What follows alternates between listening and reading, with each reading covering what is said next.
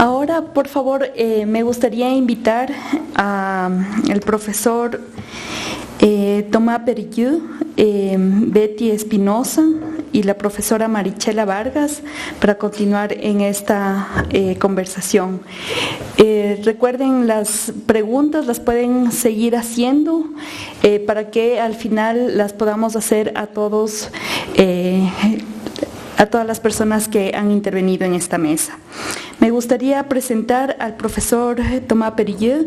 Él es sociólogo, es profesor de la Universidad Católica de Lovaina, es el director del Centro de Investigaciones Interdisciplinarias, Democracia, Instituciones y Subjetividad, CRIDIS.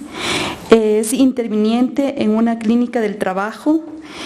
Sus líneas de investigación es la evolución de las profesiones y oficios en el campo de la salud mental, la clínica del trabajo y la sociología clínica. Por favor, si le damos un fuerte aplauso para darle la bienvenida.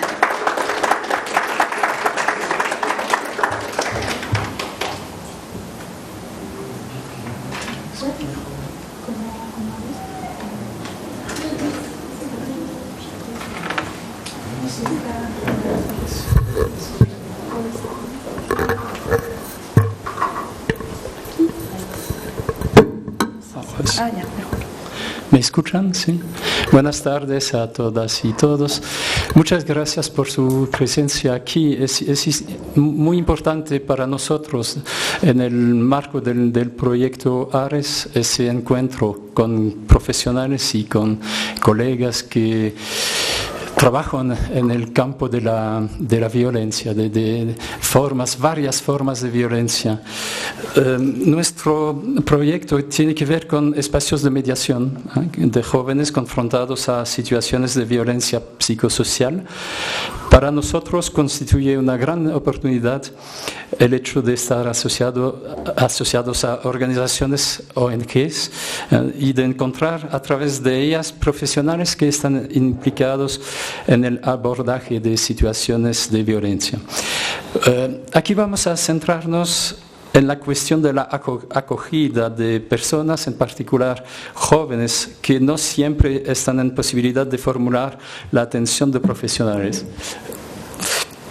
De hecho, uno de los efectos de las violencias traumáticas puede ser la parálisis del pensamiento hasta sumergir a la persona en un estado de insensibilidad o impedirle la identificación de la violencia.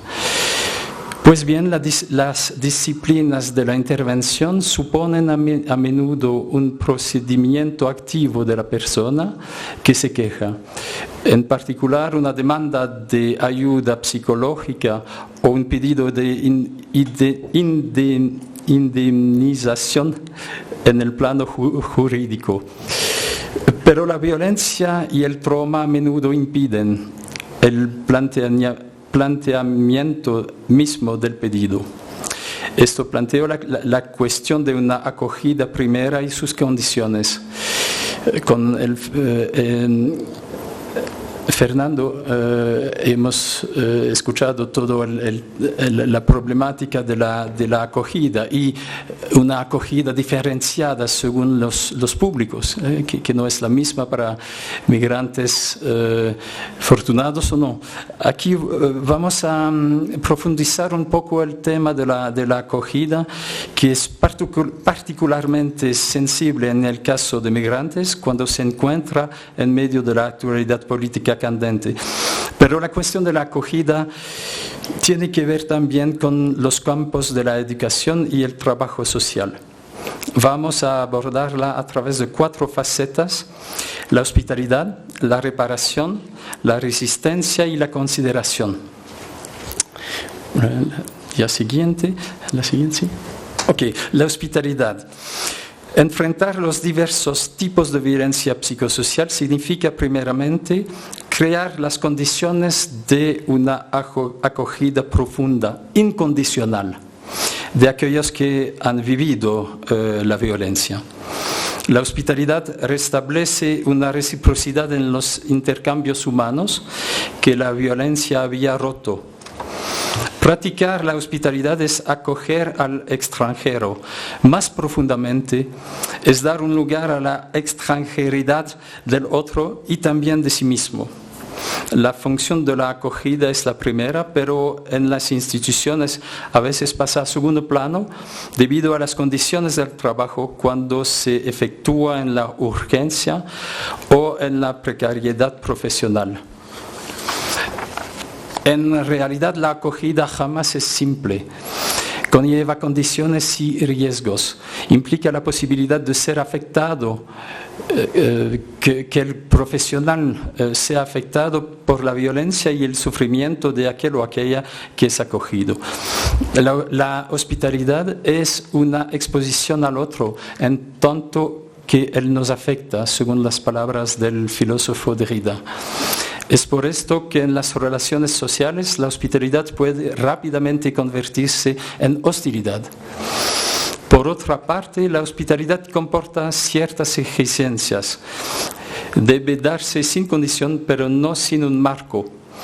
El principio de apertura debe tomar en cuenta los límites sociopolíticos de su aplicación. Siempre hay prioridades, elecciones y esperas en los pedidos de entrada en los lugares de acogida. Una parte del trabajo psicosocial frente a las violencias destructivas consistiría en restaurar una función de acogida ahí donde ésta ha sido afectada o incluso destruida. Segundo tema, la reparación. Además, hay que llegar a un acuerdo sobre la noción de reparación. La reflexión de Kader Attia, artista francés de origen argelino, puede ayudarnos. Con ocasión de una exposición intitulada Reparar lo invisible, escribe que reparar significa etimológicamente en la cultura occidental retornar al estado original y por lo tanto negar la herida. En las sociedades tradicionales africanas, asiáticas e incluso antimodernas occidentales, reparar significaba mostrar que se ha tratado la herida, dar un lugar igualmente importante a esta reparación como a la herida, es decir, dar una segunda vida a la cosa herida. Esta reflexión nos provee la pista de lo que sería un trabajo reparador en cuanto a las heridas de la historia, ya sea este trabajo aquel de los profesionales o aquel de las comunidades mismas. En realidad, cuando existe una especie de habituación a la violencia, lo intolerable deviene banal, lo que invisibiliza la destrucción. Los mecanismos de negación y de ocultación conducen a negar la herida y encierran al sujeto en el silencio y la vergüenza.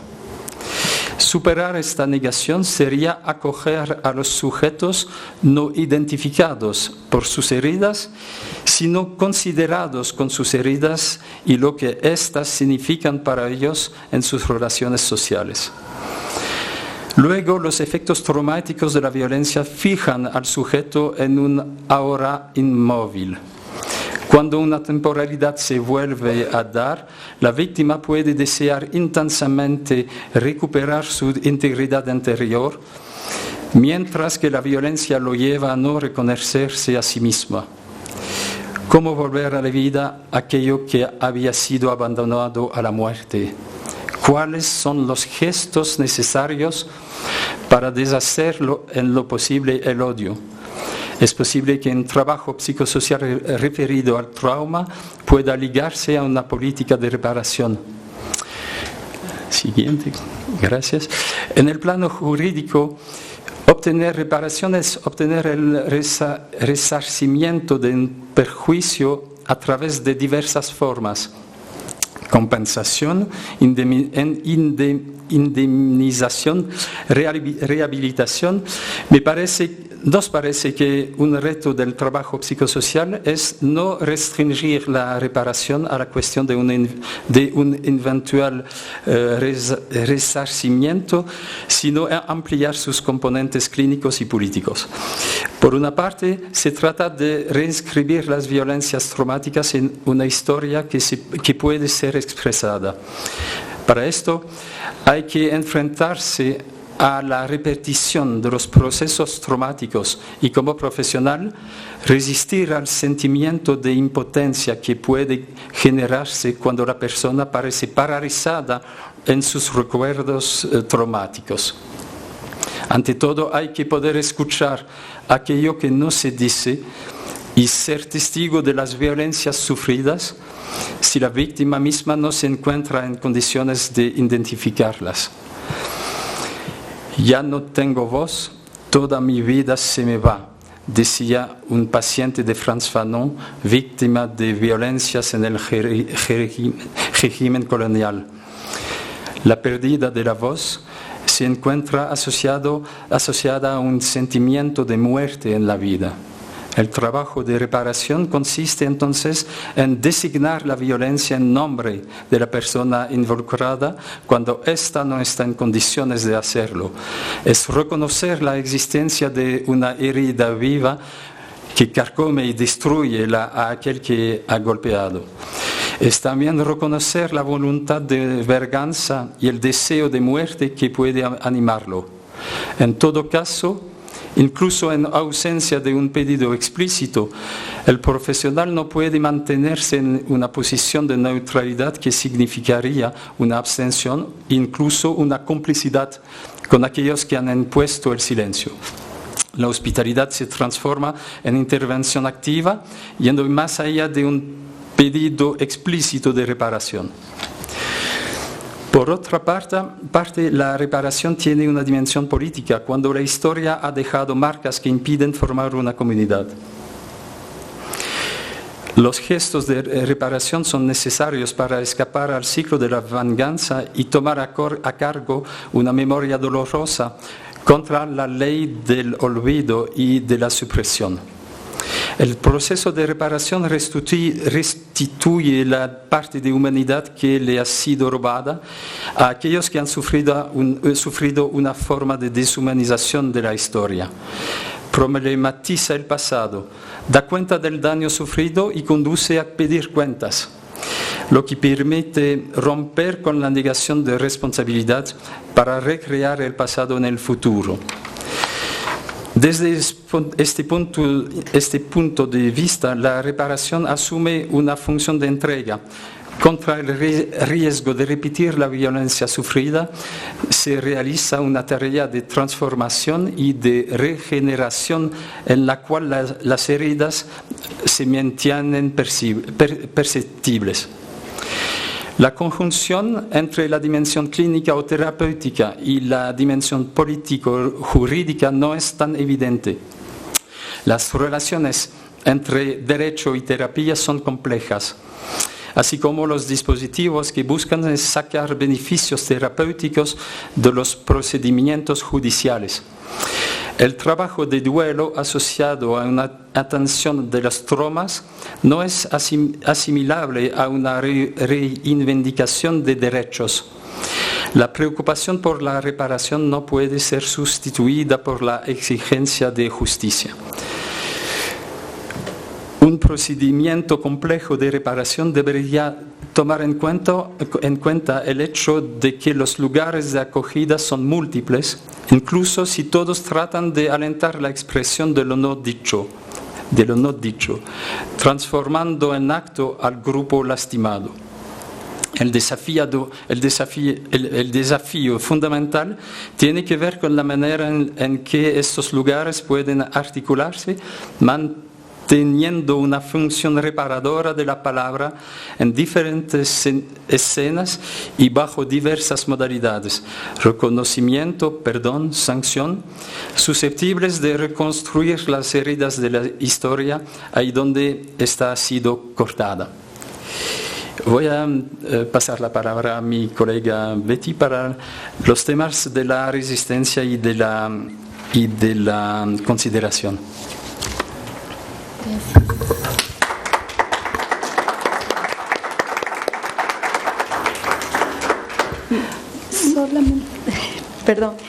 Solamente me gustaría introducir y presentar a Betty. Betty Espinosa es profesora de la Flaxo, Ecuador. Ella es economista y socióloga.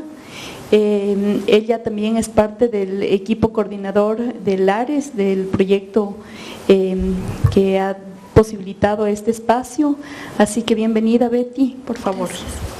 Muchas gracias, a todos los asistentes, a los colegas del proyecto ARES y a la Universidad Católica que nos acoge. Voy a continuar un poco con lo que estaba abordando Tomás.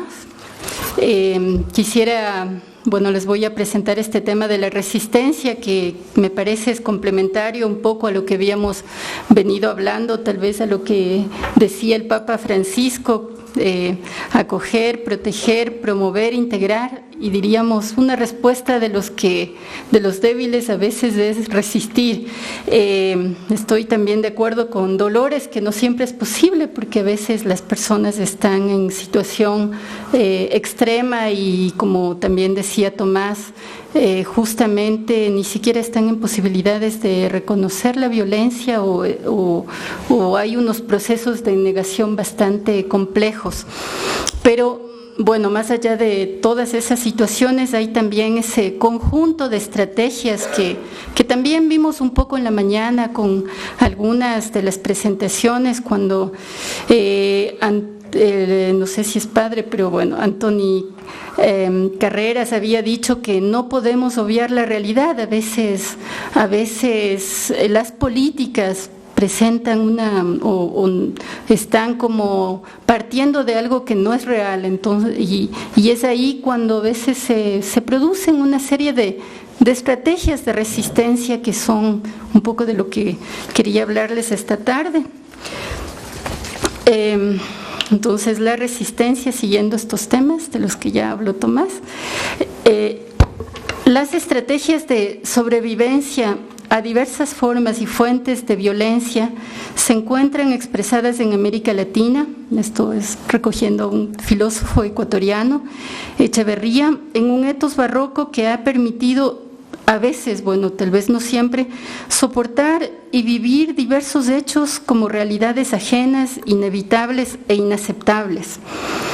El etos barroco se caracteriza por la no confrontación, precisamente, no es esa resistencia de la lucha, es la no confrontación, la contradicción interna, el intercambio simbólico que uno puede ver en este juego del juguemos al terremoto, por ejemplo, y el reforzamiento de posiciones a partir del ocultamiento. Estas estrategias se aproximan a aquello denominado en algunos estudios como la astucia, elemento esencial de prudencia, de razones prácticas que implican perspicacia, juicio, habilidad e incluso subterfugio, lo que como denomina Latouche, que me parece que esta madre, por ejemplo, que se va, evidentemente es, en medio de lo que nos hablaba Dolores hace un momento, en medio de presiones tan fuertes, toma una decisión de prudencia, huir con sus 3 hijos. La astucia, para autores como Singleton, dice Singleton que es la táctica del más débil para enfrentar la razón en tanto estrategia del más fuerte y para finalmente resistir a situaciones de violencia. Hay que recordar además que en la Constitución de Ecuador del 2008 se reconoce en el artículo 98 el derecho a la resistencia que pueden ejercer los individuos y colectivos frente a acciones u omisiones del poder público u otras personas que vulneren o puedan vulnerar sus derechos.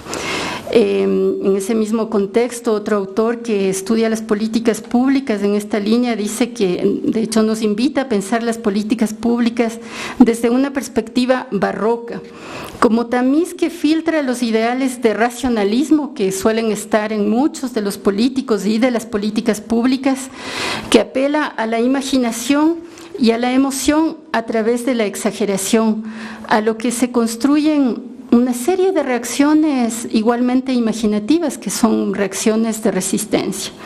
En este contexto, consideramos que es importante dejar lugar y respetar las diversas estrategias explícitas y ocultas que desarrollan los sujetos como formas de resistencia para enfrentar las situaciones concretas de violencia.